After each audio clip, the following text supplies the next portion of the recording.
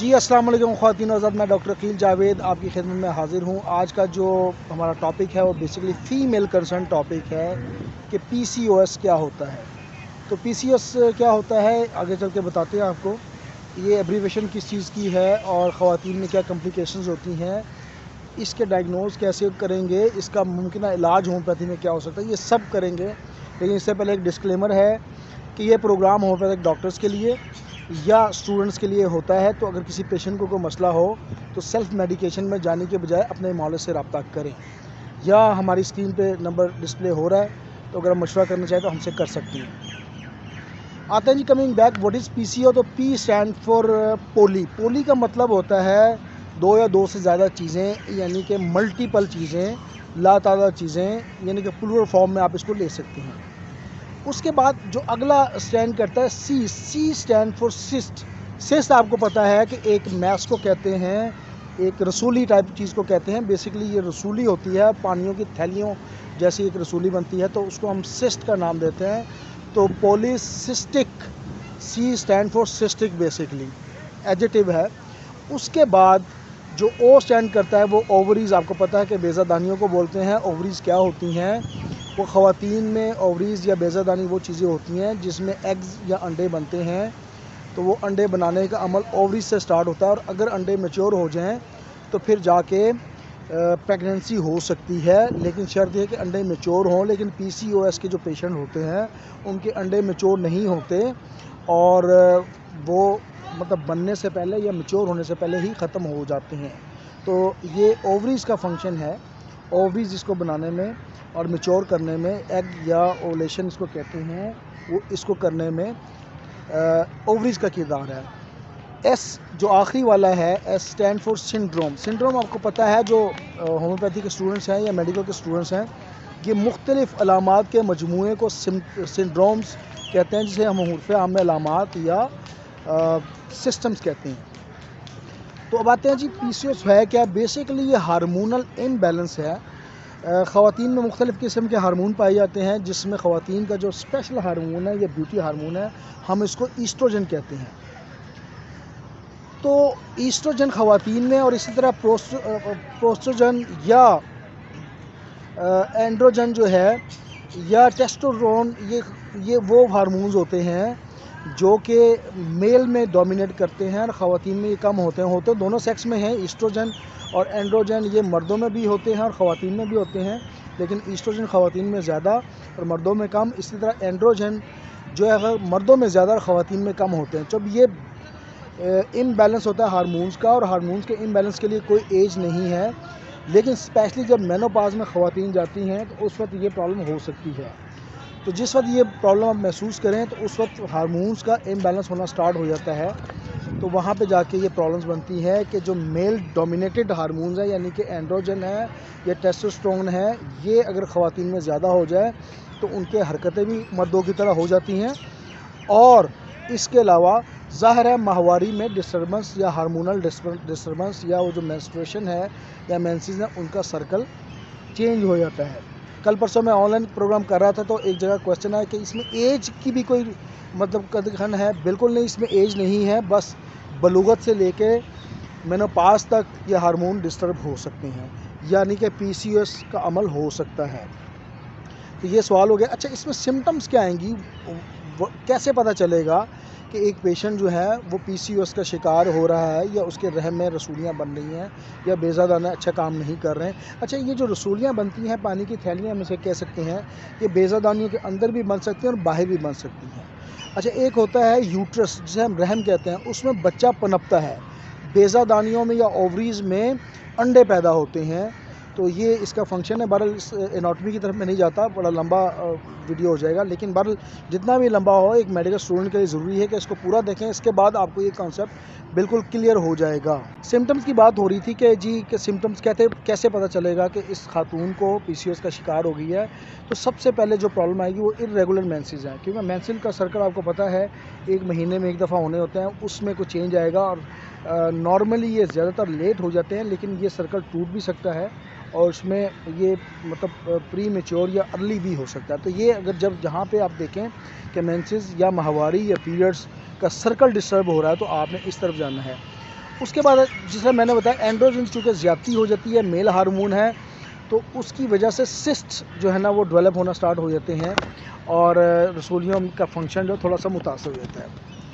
इसके अलावा जब एंड्रोजन बढ़ता है तो ज़ाहिर है उसमें इनफर्टिलिटी के इश्यूज़ आते हैं, यानी कि ख़ातून जो है वो बच्चा पैदा करने की सलाहियत से महरूम हो जाती है या इसके चांसेस होते हैं। अच्छा, ये मैं बता दूं कि किसी खातून को अगर रसूलियाँ हैं तो ये तो चांस है कि वो बच्चा ना पैदा कर पाए, लेकिन ये चांस नहीं है कि बिल्कुल ना पैदा कर पाए। तो इसमें ये भी हो सकता है। और बाज़ औक़ात ये होता है कि बिल्कुल पीरियड मिस हो जाते हैं कि माहवारी आती ही नहीं है। इसके अलावा जनाब हेयर लॉस होना शुरू हो जाता है, यानी कि हेयर फॉल होना स्टार्ट हो जाते हैं। वेन गेट करना यानी कि वज़न में बढ़ना स्टार्ट हो जाता है। इसके अलावा मूड स्विंग भी स्टार्ट हो जाता है, यानी कि आप बग़ैर वजह के नाराज़ भी हो जाते हो, बग़ैर वजह के आप प्यार भी करते हो और मूड का कोई पता नहीं चलता किस वक्त आप इसको चेंज कर लें। इसके अलावा एक्ने यानी कि पिंपल मुहासे भी आना स्टार्ट हो जाते हैं। खैर, एक्ने और पिंपल मुहासे की और एक और भी वजह हो सकती है, वो मेरी वीडियो ऑलरेडी मौजूद है, आप उसको देख सकते हैं या मैं उसका लिंक शेयर कर देता हूँ। कमेंट सेक्शन में आपको उसका लिंक मिल जाएगा। क्योंकि बात लंबी हो रही तो इसलिए मैं ज़्यादा टच नहीं दे रहा उस पर। उसके अलावा जो बाल्डनेस है, गंजापन की तरफ जाना सिलसिला स्टार्ट हो जाता है, यानी कि जो मेल पैटर्न गंजापन है ना, यहाँ से सामने से फोरहेड गंजा होना स्टार्ट हो जाता है ख़वातीन का। इसके अलावा स्किन टैग्स होना स्टार्ट हो जाते हैं, यानी कि ख़वातीन के जो जिस्म में मुख्तलिफ़ किस्म के स्किन के मसाइल होना शुरू हो जाते हैं। मौके वगैरह आप देख सकते हैं, यानी कि पैचेस और टैग्स की सूरत में आप महसूस करते हैं कि स्किन में कोई चेंजेस आ रही हैं। अब आते हैं जी कि इसकी रीज़न्स क्या हो सकती हैं। रीज़न्स में सबसे पहले जो फैमिली हिस्ट्री मौजूद है, अगर आपकी वालदा में ये इशू है, दादी में कोई इशू है, तो आप भी प्रोन टू हो सकते हैं। आपके घर में बहनों में कोई इशू है तो आप भी इसको प्रोन हो सकते हैं। इसके अलावा डायबिटीज़ टाइप 2 जो है वो भी इसकी एक रीज़न बन सकती है, क्योंकि शुगर और लबलबा प्रॉपर काम नहीं करता, तो वो भी एक रीज़न हो सकती है। या जो PCOS की पेशेंट है, इनमें डायबिटीज़ टाइप 2 भी जनरेट हो सकती है। और ज़ाहिर है एंड्रोजन लेवल मैंने बताया था कि जो मेल हार्मोन है अगर वो बढ़ जाए तो वो भी एक रीज़न हो सकती है। इंसुलिन जो कि प्रॉपर लबलबा नहीं बनाता, तो वो भी एक इसकी रीज़न हो सकती है। और आजकल जो हम बर्गर, जंक फूड और इस किस्म के ये जो खाने वाने खाते हैं, रेडी टू यूज़ है, जिसको हम जंक फूड कहते हैं, ये भी बेतहाशा खाने से इशू क्रिएट कर सकते हैं। अब आते हैं जी कि स्टेजेस इसमें कौन कौन सी होती हैं। जो पहली स्टेज कहलाएगी, वो ज़ाहिर है इरेगुलर मेंसेस या पीरियड्स का सिलसिला होगा। और पीरियड जो है वो वेरी करता है, 21 और 35 के दरमियान होना स्टार्ट हो जाएगा, यानी कि 21 दिन से पहले भी आ सकता है और 35 दिन के बाद भी आ सकता है। तो अगर ये सिम्टम है तो हम इसको स्टेज 1 कहेंगे। सेकेंड स्टेज में होता है क्या है कि हार्सुटिज़म है, ये बेसिकली चेहरे पर और चिन पर, ये थोड़ी के हिस्सों पर और रुखसारों पर बाल उगना स्टार्ट हो जाते हैं। वो बाल चूँकि मेल डोमिनेटेड हार्मोन, मैं एंड्रोजन ऑलरेडी बता चुका हूँ, उसकी ज़्यादती की वजह से फिर बाल आना स्टार्ट हो जाते हैं। और तीसरी जो स्टेज होगी वो इनफर्टिलिटी यानी कि इन्फ्लेमेटरी स्टेज कहलाती है, जो कि इन्फ्लेमेटरी PCOS कहलाती है, कि आपके जो बैज़ादानियाँ हैं या ओवरीज़ हैं, इनमें इन्फ्लेमेशन हो जाती है। अच्छा, इसकी डायग्नोसिस हम कैसे करेंगे? बड़ा आसान है जी। अल्ट्रासाउंड में ओवरीज़ के साइज़ को चेक किया जाता है। तो स्पेशली जो ये एंड्रोमेटेरियम होती है, ये एक लाइनिंग होती है यूट्रस की, उसमें थिकनेस या वो गहरी हो जाती है, थिकनेस को मैं अब कैसे, वो गाढ़ी हो जाती है वो लाइनिंग, तो उसको आप अगर अल्ट्रासाउंड के थ्रू कर सकते हैं। इसके अलावा ब्लड टेस्ट के थ्रू हो सकता है। ब्लड टेस्ट में आप HbA1c करवाएंगे तो शुगर लेवल ज़्यादा होगा। इसके अलावा कोलेस्ट्रॉल और ट्राइग्लिसराइड आपके आउट होंगे। तो ये चीज़ें अगर सामने आए तो अपने डॉक्टर से कंसल्ट करना चाहिए। और बर वक्त कंसल्टेशन आपको बहुत सारी पेचीदगियों से बचा सकती है। अच्छा जी, टाइप पे हमारी बात हो गई कि टाइप पे तो बात नहीं हुई, बहरहाल करते हैं आगे जाके। हमारे इसमें स्टेजेस की बात होगी, 1 2 3 स्टेजेस कौन सी होंगी मैंने बता दिया। अब आते हैं इसकी टाइप्स कौन सी हैं। जो पहली टाइप कहलाती है वो insulin resistance type PCOS type कहलाती है। इसमें वही कि लबलबे का फंक्शन ख़राब हो जाता है, तो प्रॉपर एक इंसुलिन आपके जिस्म को या ब्लड स्ट्रीम में शामिल नहीं हो पाती, तो ये एक कॉम्प्लिकेशन मौजूद है। सेकंड टाइप इसकी कहते हैं इन्फ्लेमेटरी PCOS टाइप कहलाती है। इसमें मैंने बताया था पहले भी, जो स्टेज है उससे रिलेट कर रहा हूँ कि उसमें जो आपके ओवरीज़ हैं या बैज़ादानियाँ हैं, इनमें इन्फ्लेमेशन या सोजिश हो जाती है।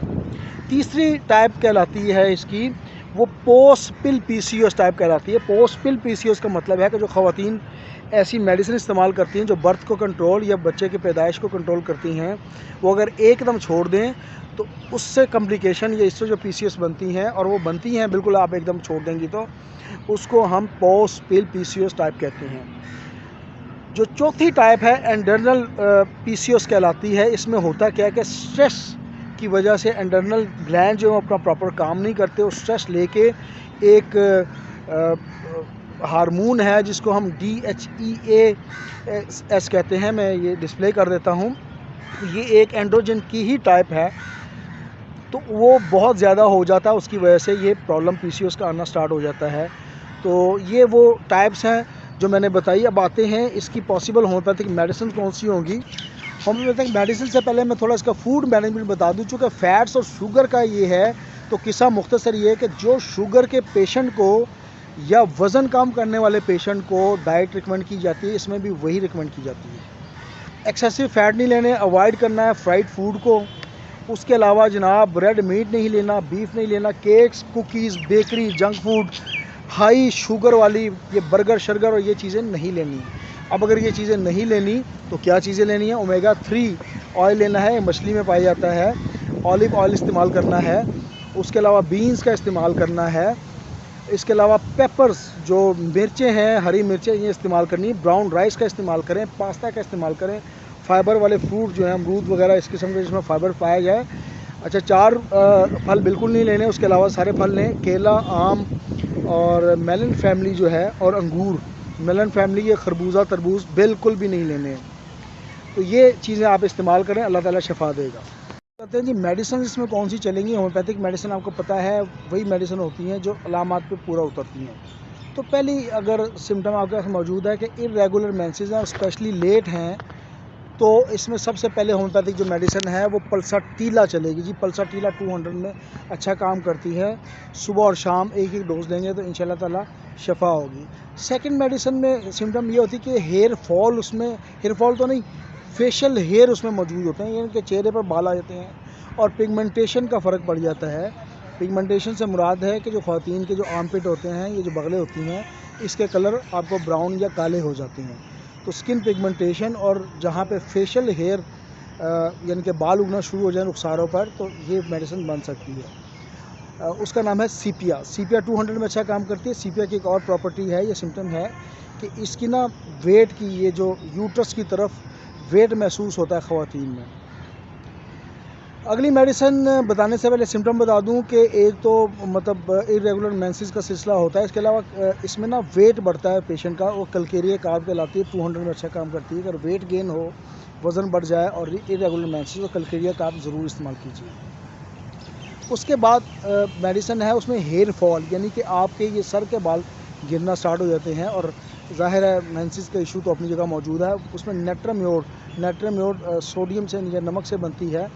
इसमें 30 में ये अच्छा काम करती है, तो इसको आप आजमाइए। उसके बाद अगर पिंपल, एक्ने और मुहासे इस किस्म के प्रॉब्लम्स हैं तो हेपर सल्फ 200 में अच्छा काम करती है। 2 से 3 करते हैं, सुबह शाम 2 टाइम आप इस्तेमाल करवाइए, इंशाल्लाह ताला अल्लाह ताला शिफा देगा। उसके बाद ओलियम के नाम से एक अच्छी मेडिसिन है। इसमें भी हेयर ग्रोथ होती है कि जो ख़वातीन हैं उनके चेहरों पर बाल उगाते हैं, तो ओलियम 30 में अच्छा काम करती है, इसको ज़रूर आजमाइएगा। उसके बाद एक मेडिसिन जो कि काली कार्ब कहलाती है, इसमें भी लेट पीरियड्स होते हैं। काली कार्ब 30 में अच्छा काम करती है। थ्रूजा, जहाँ पे वॉट्स हो जिसम पे, तो थ्रूजा ज़रूर आजमाइए। तो दुआ में याद रखें, मैं doctor Akeel Javed signing off right now. AJ health TV को सब्सक्राइब कर दें। Thank you.